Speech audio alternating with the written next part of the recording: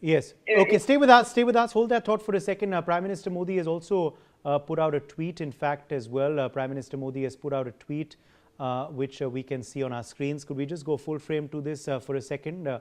So Prime Minister Modi, of course, has put out saying the conversations at Bharat Innovates 2026 in Nice were enriching and insightful, engaged with investors and venture capital leaders on the immense opportunities India offers across innovation, technology, manufacturing, and emerging sectors. India's growth is powered by talent, scale, stability, and reform, making it an attractive destination for investment and innovation. So not only does India innovate, but India is also attracting investment.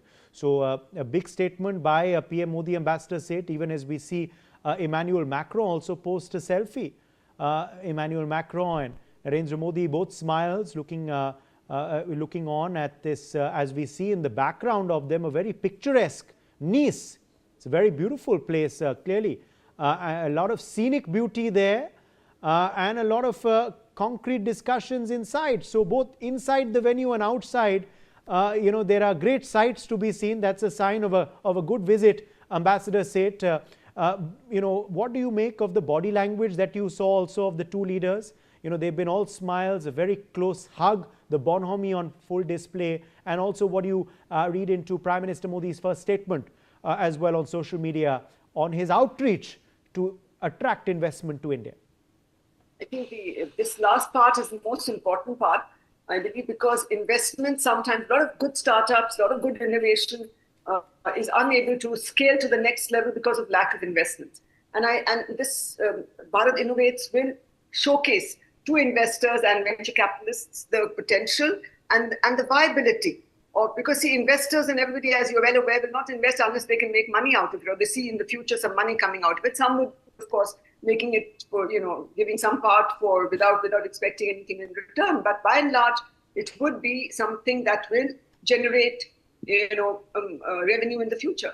And I think that when these companies see what is happening in India and what is the scalability and what are the potential of making them viable, economically viable, and growing them will be an important factor. And by interacting directly and by all these venture capitalists and investors will see for themselves. So it's a very important interaction that is taking place, and this will.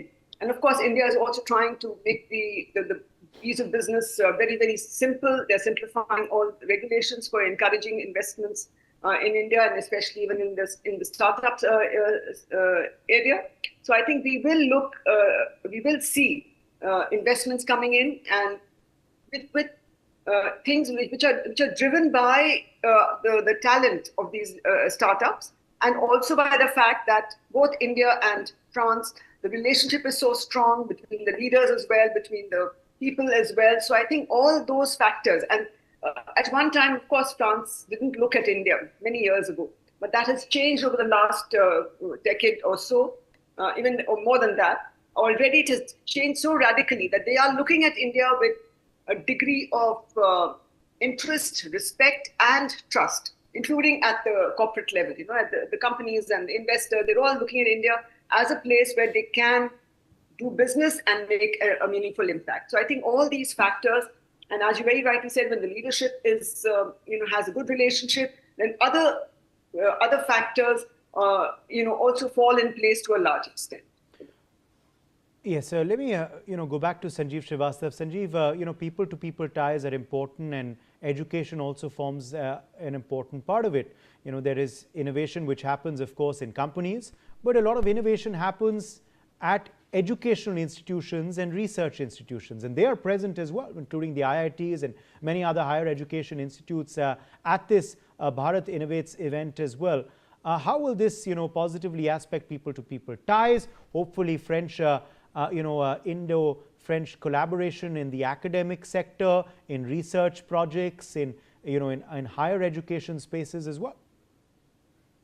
Well, certainly, I think India-France academic cooperation in the research and development related projects is going to be deepening for sure. And there are plans that France is preparing to welcome about 30,000 students by year 2030, and that number obviously is going to grow in future. So I think India-France academic collaboration is going to have a very bright future, and that's is going to happen, and that will further enhance our special global strategic partnership, and research and development academic collaboration is an integral part of our broader strategic partnership framework what both the India and France are having. But having said that, let me one point I would like to mention here, Uday, that at a time when the entire world is facing a deep strategic uncertainties, a threat of a new Cold War is emerging, and wars are going on, and new wars are.